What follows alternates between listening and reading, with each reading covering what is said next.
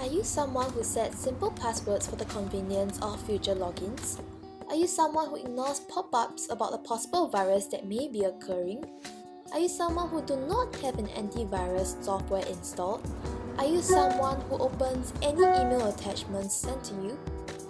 If you are, then That's right, that's what makes you a victim of cyberterrorism, and in this video, I'll be sharing with you more about what exactly is cyberterrorism.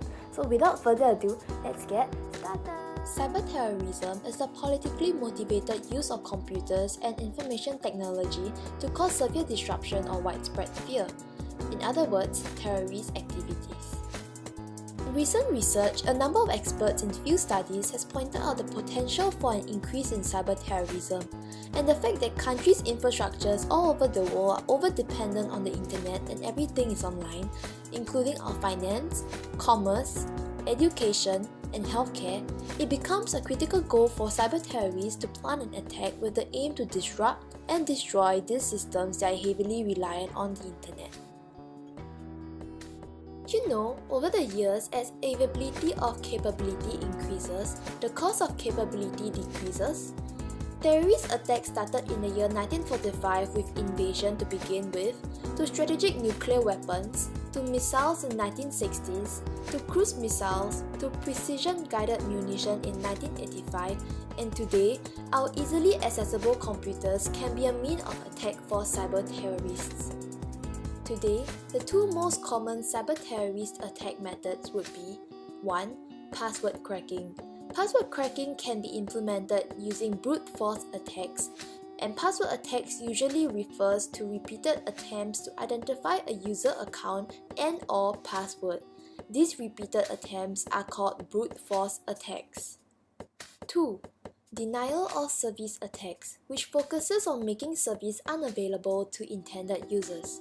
There exist two forms of denial of service attacks. One, those that crash services, and secondly, those that flood services. One common attack method involves saturating the target machine with communication requests such that it cannot respond to traffic.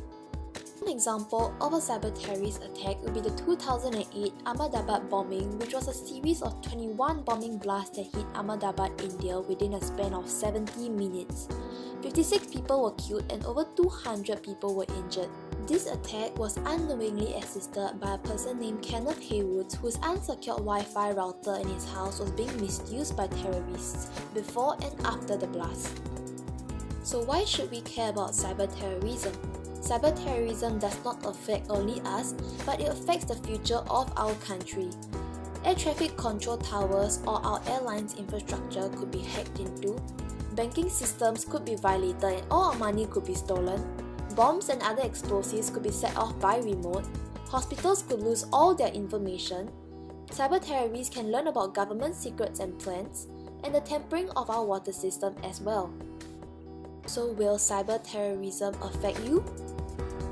Well, of course it does. My tip to you is to follow these 3 steps of prevention methods to play a part in helping to prevent cyber-terrorism. First, always create strong password, be it your social media account password, your bank account password, or your Wi-Fi router password. Second, if you haven't already done so, always ensure to install an antivirus software on your electronic devices and make sure that it is up to date. Last, be cautious about any attachments that you open online. So remember to not take the peace and security in our country for granted. Let's all play a part in using the internet responsibly, and always remember that as technology advances and brings about benefits to us, it can also bring about detrimental effects as well.